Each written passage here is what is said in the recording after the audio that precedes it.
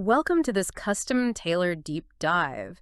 The mission today is, it's to conquer the chaos of uncertainty. That's a big mission. It is, but we have the right source material for it. Ah, We are tearing into a dense, highly technical chapter 14, titled Probabilistic Reasoning. right. Pulled from a very comprehensive, heavy-hitting textbook on artificial intelligence. Exactly. So if you spend your days, building models, analyzing data, or simply trying to navigate a professional landscape flooded with partial information, this is for you.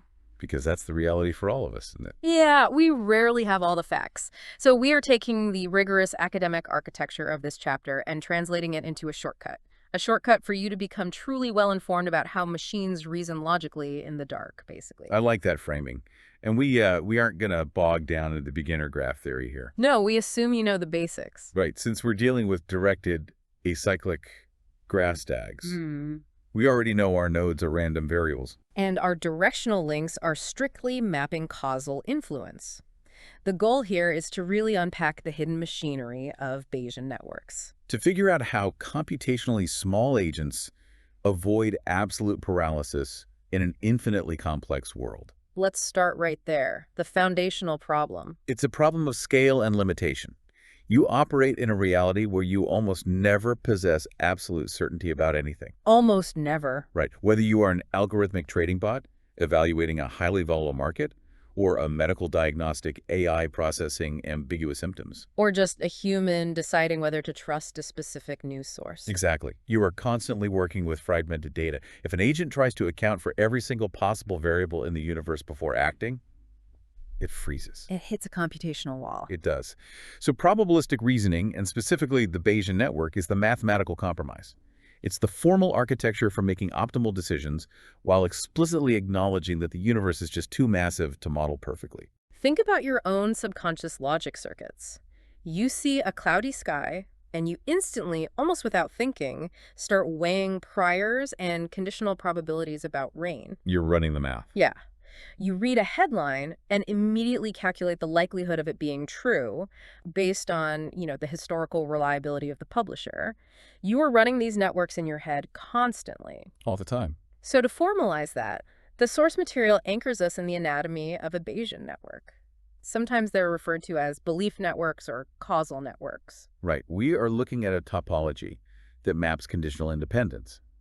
And the guiding principle, the absolute golden rule for building these networks, is that causes should be the parents of effects. Meaning you don't draw an arrow from the symptom to the disease. No, you draw it from the disease to the symptom. Sticking strictly to that causal direction seems pretty vital. It is arguably the most critical design choice a domain expert makes when building a network. The structure of the graph itself is a massive assertion about the world. It maps out the conditional independence relationships explicitly. Exactly. If we take the textbook's classic dentist example, we have 4 variables: a toothache, a cavity, a steel dental probe that might catch on the tooth, and the weather outside. Okay, intuitively, we know weather is completely isolated from the other 3. Right, it's independent. But more importantly, the toothache and the probe catching are conditionally independent given a cavity. Let's lock in on that conditional independence for a second because it's so important. If I already know for an absolute fact that a patient has a cavity, So you're looking right at the x-ray. yeah, I'm looking at the x-ray, then suddenly knowing whether they have a toothache provides zero mathematical utility in predicting if that dental probe is going to catch. None at all. The cavity is the solitary parent node. It basically screens off the 2 child nodes from each other. They only correlate because they share a cause. They don't influence each other directly. And formalizing that screening effect is exactly what prevents our probability tables from exploding in size later on. But to see how this handles the messiness of the real world, we have to look at the burglar alarm scenario. Oh, this is a great one, pioneered by Judea Pearl. And because he developed this while living in Los Angeles, earthquakes are baked right into the core logic. Which is very LA. So imagine you install a new burglar alarm at your house. It's solid at detecting burglaries, but it occasionally gets tripped by minor LA earthquakes. And you have 2 neighbors, John and Mary. They promise to call you at work if they hear the alarm. So we have a 5-node structure here. Burglary and earthquake are the root nodes. They have no parents in this specific model. Right, they are the direct causes of the alarm node going off. And the alarm node is the sole parent to both John calls and Mary calls. Now, the human element here is brilliant because it introduces specific noise. It does. John is diligent. He usually calls if he hears the alarm, but he's also a bit jumpy. He sometimes confuses his own telephone ringing with your alarm, so he calls you then too. And Mary listens to incredibly loud music. She frequently misses the alarm entirely. The beauty of this model is what the topology explicitly excludes. This is key. John and Mary do not perceive burglaries. They do not feel minor earthquakes. They do not text each other to corroborate the alarm before calling you. The network asserts that their actions depend solely and exclusively on the state of the alarm node. Exactly. We attach a conditional probability table, a CPT, to every single node to quantify this. For the root nodes, we just have prior probabilities. The text gives us the probability of a burglary as 0.001. So 1 in 1,000. Yeah.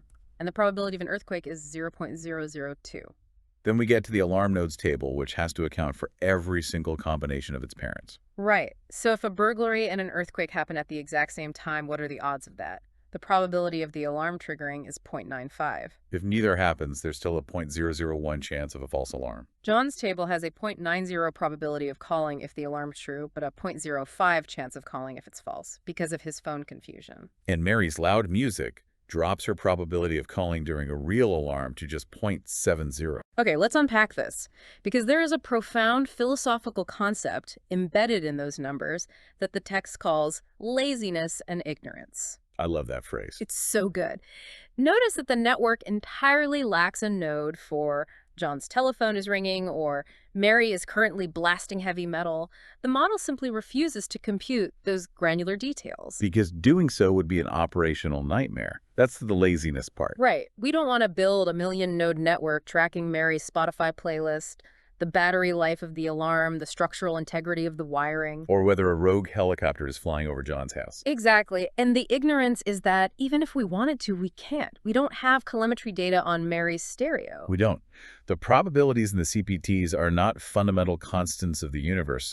They are algorithmic summaries. Meaning? When we say Mary has a 0.70 chance of calling, that 30% failure rate is a mathematical black box.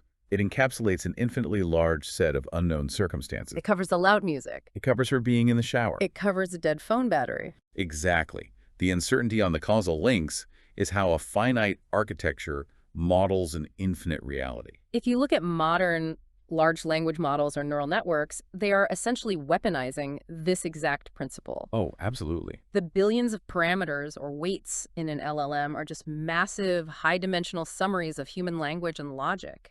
They are deeply ignorant of the actual physical world. But they encapsulate the probability of a word following another word so effectively that the ignorance becomes functionally irrelevant. We summarize the unknown into a probability, and we move on. So moving from the topological map to the numerical semantics, we really have to understand what this network is actually calculating under the hood. Right. What's the math doing? A Bayesian network is a representation of a specific joint probability distribution over all its variables. And it achieves this using the chain rule of probability. A full joint distribution is just a massive matrix listing the probability of every single conceivable permutation of events happening simultaneously. And the chain rule lets us pinpoint any exact coordinate in that matrix by multiplying the conditional probabilities from our local tables. Let's trace the exact calculation from the textbook. We want the probability of a very specific, highly detailed scenario. Okay. The alarm sounds, but there is no burglary, and there is no earthquake, yet both John and Mary still call you. To find the probability of that specific slice of reality, we just pull the values from our local tables. So the probability of John calling given the alarm is 0.90. Mary calling given the alarm is 0.70. The alarm triggering given absolutely no burglary and no earthquake, our false alarm rate is 0.001. The prior probability of no burglary is 0.999. The prior probability of no earthquake is 0.998. We run the pointwise product. 0.90 times 0.001 times 0.999 times 0.998. The result is 0.0000628. That tiny fraction is the exact probability of that complex 5-variable event occurring in the real world. By leveraging the chain rule, the network can answer any query, no matter how convoluted, by dynamically summing up the relevant entries from this underlying joint distribution. But this raises an obvious architectural question. Which is? Why bother with the directed graph and the individual conditional tables at all? Why not just compute the massive joint distribution matrix once, stored in memory, and query it directly like a database? Ah. And the answer lies in the concept of local structure, or sparsity. The textbook uses a brutal comparison to highlight why local structure is really the only reason probabilistic AI even functions. This blew my mind. Imagine a domain with 30 Boolean variables. These are simple true or false nodes. Let's assume each variable is directly influenced by at most 5 other parent variables. To specify the entire Bayesian network, you just fill out the CPTs for those specific local relationships. That requires exactly 960 numbers. A 960 parameter model is trivial. It requires essentially zero compute overhead. But if you discard the topological assumptions, if you refuse to map the conditional independence and try to write out the full joint probability distribution for 30 variables, you have to calculate 2 to the power of 30 probabilities. That is over 1 billion numbers. You go from an Excel spreadsheet to a data center instantly. Bayesian networks explicitly capture the dependencies and rigorously ignore the non-dependencies. It's the sparsity of the connections that saves us. Because the universe itself is sparse. Every atom doesn't interact with every other atom simultaneously. If everything caused everything, intelligence would be impossible. The inference matrix would be infinitely dense. Exactly. And the efficiency of that sparsity is highly sensitive to node ordering during construction. We established earlier that causes should be parents of effects. What happens if you get that backwards? If you build the burglar alarm network backwards, say adding Mary calls first, then John calls, then the alarm, then burglary, you are building a diagnostic model instead of a causal one. You are forcing the network to reason from symptoms back to causes structurally. And when you do that, the sparsity just collapses. Because if Mary is added first and then John, you are forced to draw a direct link between them. Right. Why? Because if you don't know the state of the alarm, the fact that Mary called drastically increases the likelihood that the alarm is ringing. Which in turn drastically increases the likelihood that John is going to call. By building diagnostically, you have to hard-code convoluted dependencies between two neighbors who actually have nothing to do with each other. It forces domain experts to make highly unnatural, statistically messy judgments. You end up having to ask a geologist to estimate the probability of an earthquake occurring, given that a burglary just happened and the alarm is ringing. A pad geologist cannot give you that number. Earthquakes are entirely agnostic to local crime rates. This friction is deeply tied to human cognitive architecture. The text cites a landmark 1982 study by Amos Tversky and Daniel Kahneman. Oh, classic. They demonstrated that even expert physicians fail spectacularly when asked to provide diagnostic probabilities, the likelihood of a specific disease given a set of symptoms. But when asked for causal probabilities, the likelihood of a symptom appearing given a known disease, their accuracy skyrockets. We naturally encode the world causally. Here's where it gets really interesting. Which brings us to the ultimate topological boundary in these networks, the Markov blanket. The Markov blanket. We know a node is conditionally independent of its non-descendants given its parents. But the Markov blanket is a much stronger, more aggressive form of isolation. How so? A node's Markov blanket is defined as its parents, its children, and its children's parents. It forms a mathematical firewall. A firewall. Yeah. If you know the exact observed state of every variable inside a node's Markov blanket, that node is suddenly insulated from the entire rest of the network. Let's look at the alarm node to make this concrete. Its parents are burglary and earthquake. Its children are John and Mary. Since John and Mary have no other parents, the blanket is just those 4 nodes. Once those 4 nodes are locked in as observed evidence, any other node you add to the network, say a node for a news report about the earthquake, or a node for police response time, has absolute zero mathematical influence on the alarm node. The topological semantics dictate that the Markov blanket contains all the information necessary to perfectly predict the node's behavior. This isolation is the backbone of the advanced inference algorithms we'll discuss later. Because it means the algorithms only ever have to evaluate local neighborhoods rather than the entire global graph. But even with local structure and Markov boundaries, populating these networks can be punishing. It can. The real world is rarely satisfied with 5 Boolean variables. If you have a node with 10 discrete parents, its conditional probability table requires 2 to the power of 10 entries. That's over 1,000 probabilities a domain expert has to hallucinate. The source material outlines how we can use canonical distributions to bypass these massive exponential tables altogether. Canonical distributions rely on standard logical patterns. The most absolute form is a deterministic node, where the uncertainty collapses to 0. The child's value is purely a function of its parents. Right. If you have a node for North American, it is simply the logical disjunction of Canadian, US, and Mexican. You don't need to interview an expert to fill out a probability table for that. The Boolean logic dictates it. Similarly, a continuous deterministic node, like the water level of a reservoir, is just the exact sum of its inflow parents minus its outflow parents. But the heavy lifting happens when we introduce uncertain logical relationships. The text heavily emphasizes the noisy OR model. The noisy OR model is arguably the workhorse of medical and diagnostic AI. Let's assume you have a symptom, fever. It has 3 parent nodes that can cause it: a cold, the flu, or malaria. In strict propositional logic, if any of those 3 are true, fever is true. But biology is messy. Very messy. Sometimes a virus is present, but it gets inhibited before it can trigger the symptom. To make noisy OR work efficiently, it demands 2 structural assumptions. First, it assumes all possible causes are accounted for. Since that's impossible in medicine, we attach a leak node to represent the baseline probability of getting a fever from some spontaneous, unmodeled cause. Second, and far more importantly, it assumes that the inhibition of each parent is entirely independent of the others. The biochemical reason a cold fails to produce a fever is assumed to be fundamentally uncorrelated with the reason malaria fails to produce a fever. We map this using inhibition probabilities. The text gives us the exact parameters. The probability of a cold failing to cause a fever is 0.6. The probability of flu failing is 0.2. The probability of malaria failing is 0.1. By assuming independence, we can calculate the massive combination tables with just those 3 numbers. Let's do the math. If a patient comes in with both a cold and the flu, what is the probability they do not have a fever? It's just the product of the independent inhibitions, 0.6 times 0.2, which is 0.12. Meaning the probability they do have a fever is simply 1 minus 0.12, giving us 88%. The scaling efficiency of noisy OR is phenomenal.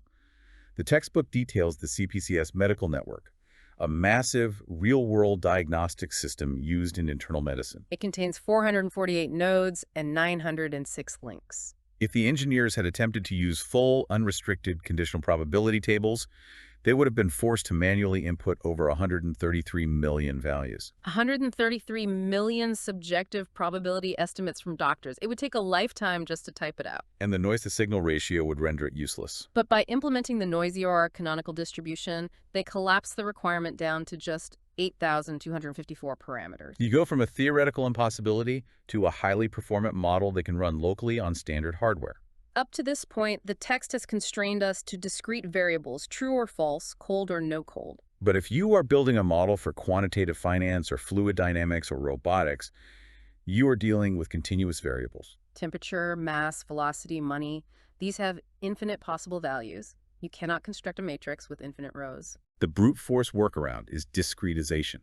You just slice the continuous spectrum into rigid fixed bins. Instead of a continuous temperature node, you create discrete states, less than 0 Celsius, 0 to 100, and over 100. But discretization is a blunt instrument. If you were training a high-frequency trading algorithm, snapping a fluctuating asset price to the nearest dollar destroys the exact delta you were trying to exploit. If you make the bins smaller to preserve accuracy, your CPT explodes in size anyway. The elegant solution is to abandon tables entirely and use parameterized functions.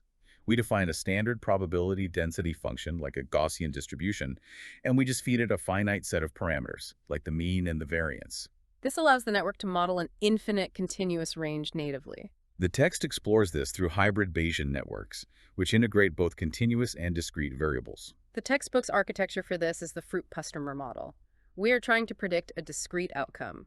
A Boolean Bayes node, yes or no.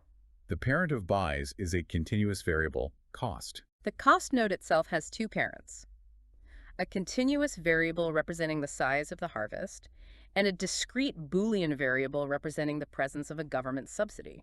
To calculate the cost, the network employs a linear Gaussian distribution.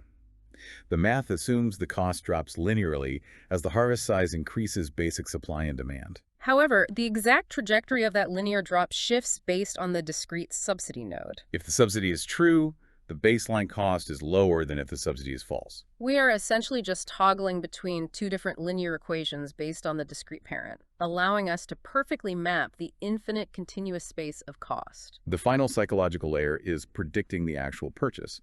The buys node is looking at the continuous cost parent. It's incredibly tempting to model this as a hard threshold step function. If the price is $4, the probability of buying is 100%.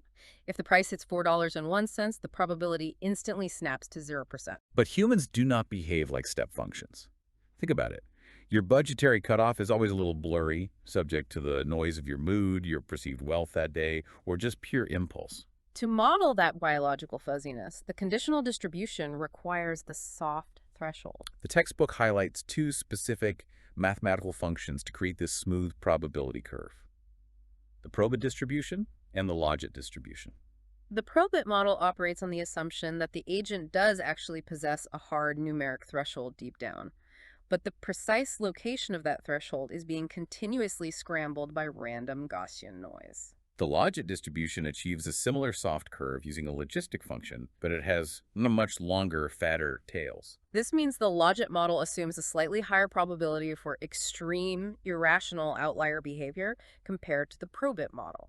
If you spend time studying modern neural networks, you'll recognize the logistic function immediately.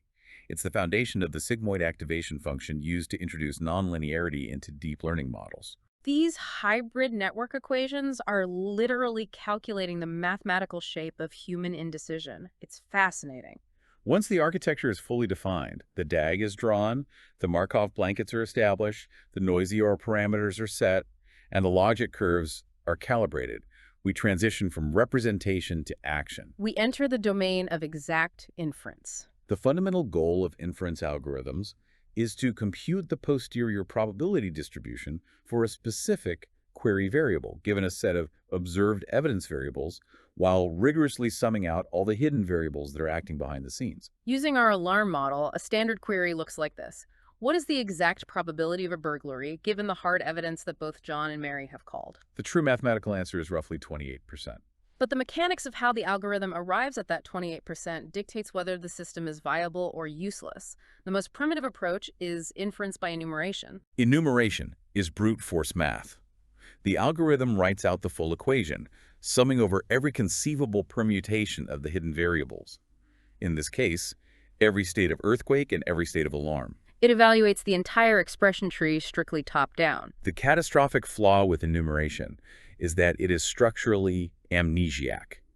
It recalculates the exact same sub-expressions repeatedly across different branches of the tree. You can visualize the computation tree. The probability of John calling given the alarm and Mary calling given the alarm gets calculated from scratch over and over again for the earthquake is true branch. And then completely recalculated for the earthquake is false branch. For a network with n Boolean variables, this recursive redundancy yields a time complexity of big O of 2 to the power of n. Exponential scaling. The required compute scales exponentially. If you try to run enumeration on a medical network with 400 nodes, the heat death of the universe will occur before it returns a diagnosis. To bypass the exponential explosion, we implement the variable elimination algorithm. Variable elimination. This is a classic application of dynamic programming.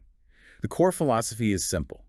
Compute a sub-expression exactly once, store the result in a matrix called a factor, and reuse that factor wherever needed. Rather than evaluating top-down, variable elimination processes the equation bottom-up, or right to left. I want to conceptually trace creating one of these factors. Okay, let's do it. We start at the extreme edges of the graph with John and Mary. We take the factor for John, we take the factor for Mary, and we run a pointwise product against the factor for the alarm. Once those matrices are multiplied, we immediately sum out the alarm variable. It gets compressed. We generate a brand new synthesized factor that mathematically encapsulates all the downstream behavior of John, Mary, and the alarm. But this new factor is indexed exclusively by the remaining upstream variables, burglary and earthquake. We systematically cascade backwards, multiplying factors and summing out hidden variables, until the only matrix remaining is the one associated with our query variable. Furthermore, the textbook explicitly notes a massive optimization layer here, variable relevance. Before doing a single calculation, the algorithm scans the topology. Any variable that is not an ancestor of either the query variable or the evidence variables is categorized as irrelevant and instantly deleted from the graph. If we query the probability of John calling given a burglary, the algorithm realizes Mary's node is a dead end and just prunes it. Variable elimination is incredibly elegant. It transforms an intractable big O of 2 to the n nightmare into a manageable, dynamic process. So what does this all mean? We have to confront the reality of the math. Variable elimination does not solve the underlying complexity problem. It just delays it. It is wildly efficient for polytrees networks, where there is at most one single undirected pass between any two nodes. In a polytree, the time and space complexity scales linearly with the size of the network. The issue is that the physical world rarely organizes itself into a neat polytree. Rarely. Real domains require multiply connected networks, where numerous intersecting paths exist between nodes. And it is here that probabilistic AI slams into a hard, unforgiving computational wall. For multiply connected networks, exact inference is mathematically proven to be NP hard. Let's unpack exactly what that means. In computer science, an NP problem is one where, if you're given a potential solution, you can verify if it's correct relatively quickly. But finding that solution in the first place can take exponential time. Right. But inference in Bayesian networks isn't just NP complete. The text notes it is strictly harder. It is sharp P hard, number P hard. Number P hard. Exactly. NP complete is about finding a solution that satisfies a set of constraints. Sharp P hard is about counting all the possible solutions that satisfy those constraints. Because probabilistic inference requires us to sum across the entire distribution of hidden variables, we are inherently forced to count every valid state of the network. It's a fundamentally deeper level of computational complexity. The density of the network's interconnections is measured by a metric called tree width. If you are familiar with constraint satisfaction problems in AI, like scheduling algorithms or routing logistics, the exact same mathematical ghost haunts both. The complexity of solving a CSP is governed by its tree width, just as the complexity of exact inference is governed by its tree width.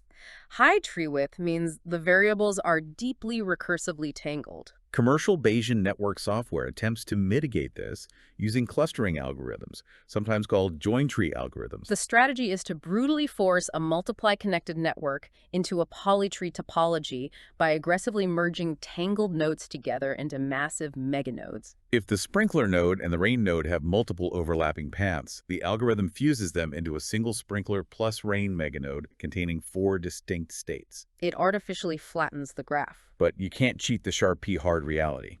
The algorithm makes the query time linear relative to the new clustered network, but the CPTs inside those meganodes expand exponentially during the merge. You haven't eliminated the exponential complexity. You've just transferred it from the inference algorithm's processing time directly into the RAM required to store the clustered matrices. If the original tree width was too high, the meganodes become too large to fit in memory, and the system crashes. This is a profound threshold in AI design. There comes a point where pursuing exact, perfect mathematical truth is operationally impossible. It cannot be computed. When exact inference fails, the architecture must fundamentally pivot. We abandon the pursuit of the exact posterior distribution and turn to the law of large numbers. We enter Section 5, approximate inference through Monte Carlo algorithms. Monte Carlo methods are the backbone of modern computational science, used in everything from quantum physics to fluid dynamics. The philosophy is brutally pragmatic. If the equation is too complex to solve analytically, just run a massive randomized simulation of the environment millions of times, and then count the outcomes. The most primitive execution of this in a Bayesian network is direct sampling. The algorithm starts at the root nodes and generates a complete random event by cascading down the topological order, flipping weighted coins based on the prior probabilities. Take the weather network. It looks at the cloudy node, which has a 50-50 prior, and samples it randomly. Let's say it lands on true. It then steps down to the sprinkler node. Because cloudy is true, the CPT says the sprinkler only has a 10% chance of activating. It rolls a 10-sided die, and it comes up false. It proceeds to rain, rolls the dice based on the cloudy state, and then proceeds to wet grass. At the end of one pass, it has generated a single, complete simulated reality. Cloudy is true, sprinkler is false, rain is true, wet grass is true. It repeats this process tens of thousands of times. Yeah. If your query is just, what is the probability of rain, the algorithm simply scans the thousands of generated events, counts how many times rain was true, and divides by the total sample size. The textbook emphasizes that direct sampling provides a consistent estimate. In statistical terms, this means that as the number of simulated samples approaches infinity, the estimated probability mathematically converges to the exact, true posterior probability. But direct sampling is only viable when you are querying priors without any observed evidence. The moment you introduce hard evidence, things break. Let's say we have locked-in evidence. We know the sprinkler is true. What is the probability of rain? We step up to rejection sampling. The algorithm generates a full sample from scratch, exactly as before. But at the end of the run, it compares the simulated event to the locked evidence. If the generated event says sprinkler is false, the algorithm throws the entire sample in the trash. It rejects it. The textbook illustrates the catastrophic inefficiency of rejection sampling. If we run 100 simulations to find the probability of rain given the sprinkler is on, we have to recognize that the sprinkler being on is a relatively rare prior state. Perhaps 73 of our 100 generated samples organically resulted in the sprinkler being false. The algorithm instantly deletes all 73. It burns 73% of its computational cycles for zero return. That's like asking people on the street for stock advice, but ignoring anyone who isn't wearing a red hat. It takes forever. We are left with only 27 valid samples where the sprinkler actually happened to activate. Within those 27, maybe 8 have rain equals true and 19 have rain equals false. So our estimate is 8 divided by 27, roughly 29.6%. The fraction works, but the waste is staggering. Imagine relying on rejection sampling to diagnose a rare genetic disease that occurs in 1 in 10,000 people. You would have to simulate 10,000 complete patients just to get one usable data point. To stop throwing away expensive compute, the architecture upgrades to likelihood weighting. Likelihood weighting is like giving the people in red hats a megaphone. Instead of passively generating events and hoping they match reality, likelihood weighting actively forces the simulation to conform. As the algorithm cascades down the network, if it encounters an evidence variable, say, we know the sprinkler is true, it skips the random sample entirely. It just rigidly forces the sprinkler node to true.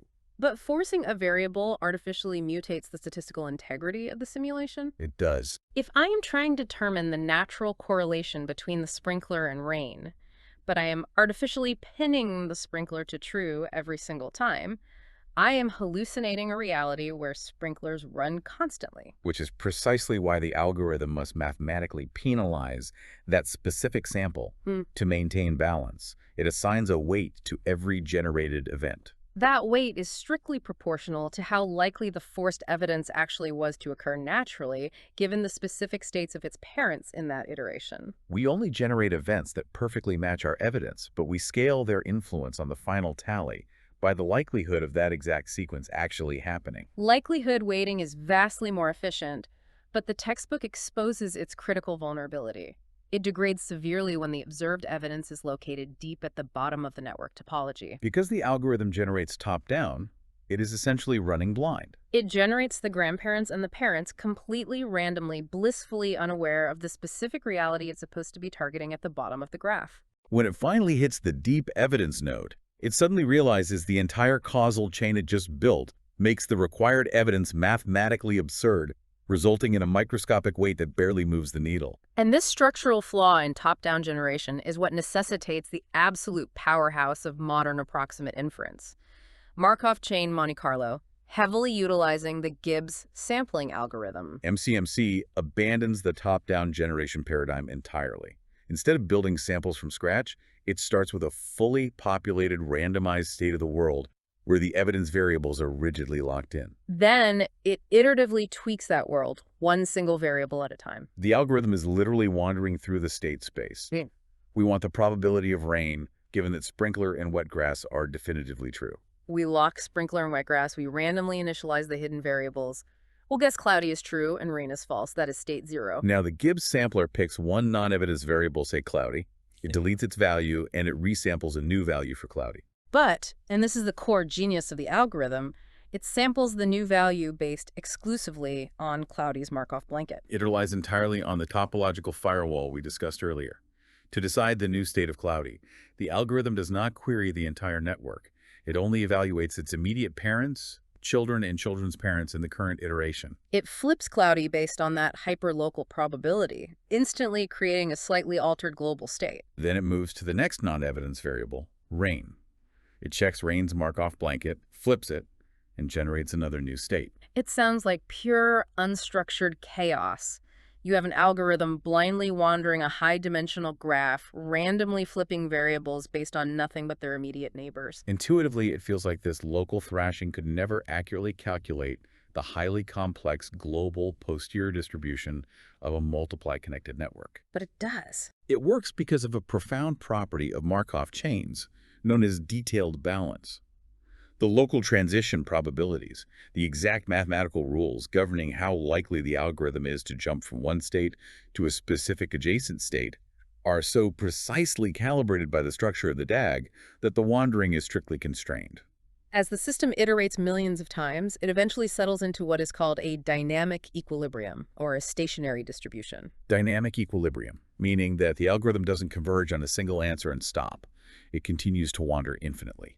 But the long-run fraction of time it spends residing in any particular state perfectly mirrors that state's true posterior probability. If the exact uncomputable sharp P hard probability of rain is 25.4%, then after wandering through 10 million state changes, the Gibbs sampler will have spent exactly 25.4% of its steps in states where rain is true. The elegance of Gibbs sampling is difficult to overstate. It proves that a system guided purely by strict hyperlocal rules, the Markov blanket, will inevitably and perfectly map the macroscopic global truth of the network.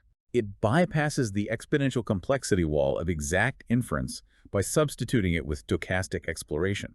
Yet, as we push into section 6 of the text, scaling up, we hit the final frontier where even MCMC begins to buckle. Everything we have discussed so far, DAGs, variable elimination, Gibbs sampling, relies on propositional networks. Propositional logic implies a finite, rigidly fixed set of variables. The burglar alarm has exactly 5 nodes.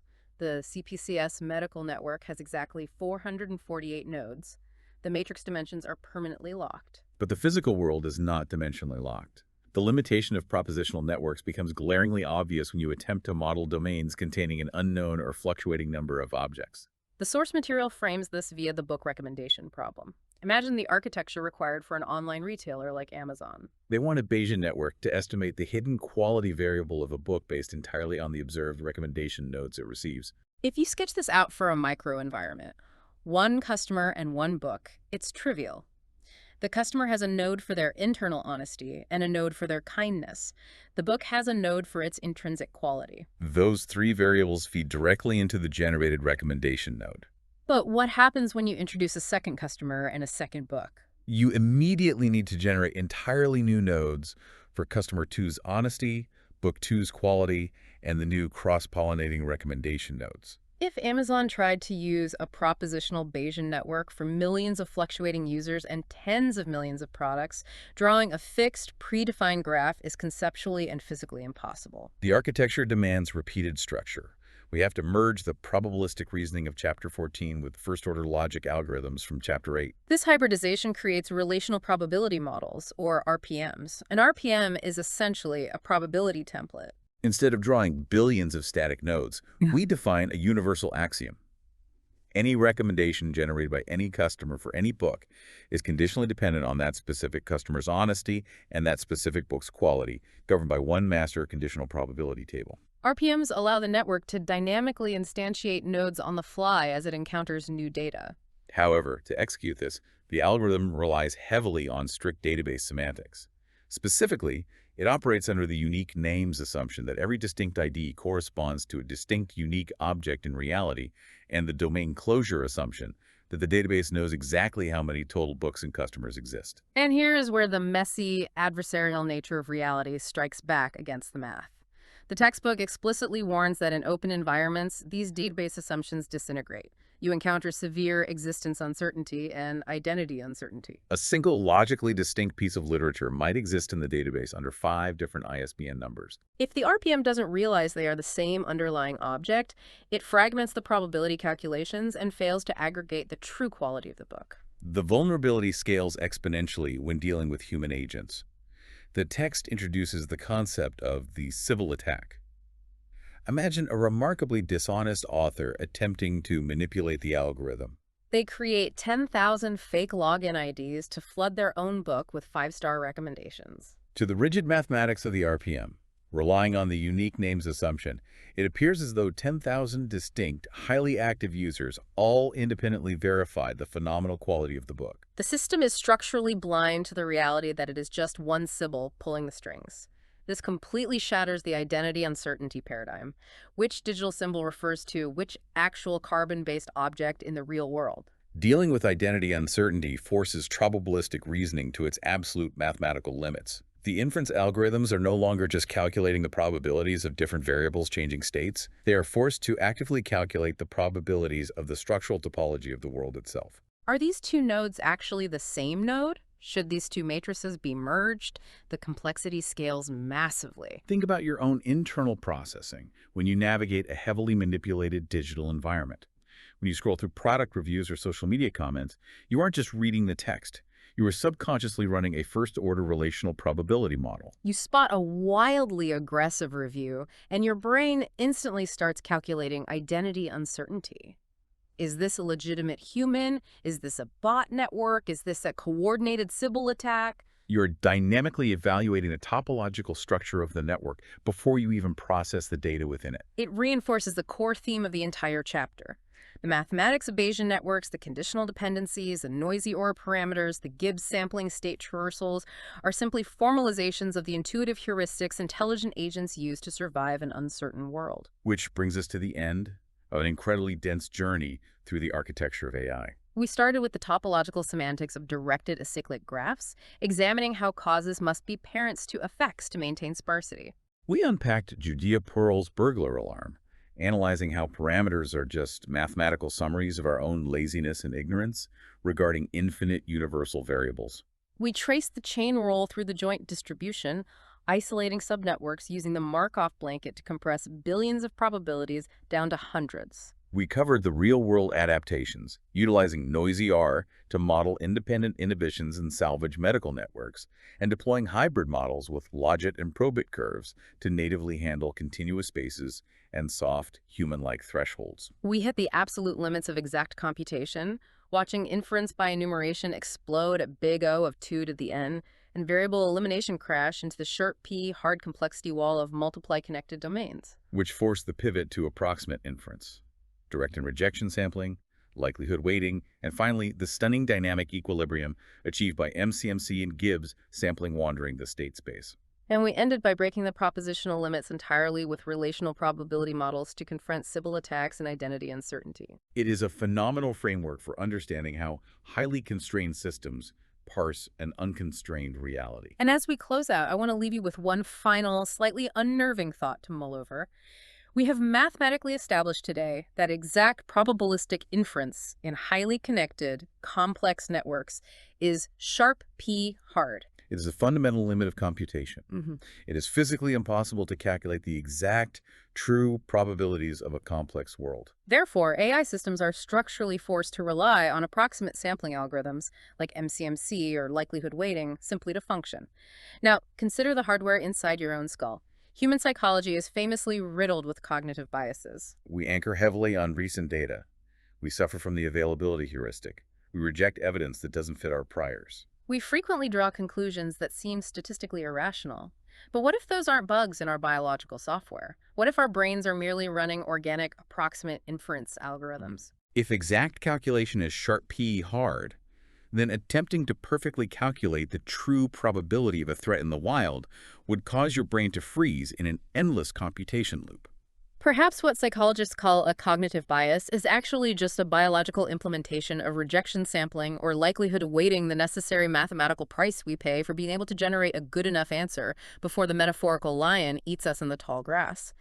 Thank you for joining us on this deep dive into probabilistic reasoning. Keep evaluating the priors of the world around you, stay alert for identity uncertainty, and we will see you next time.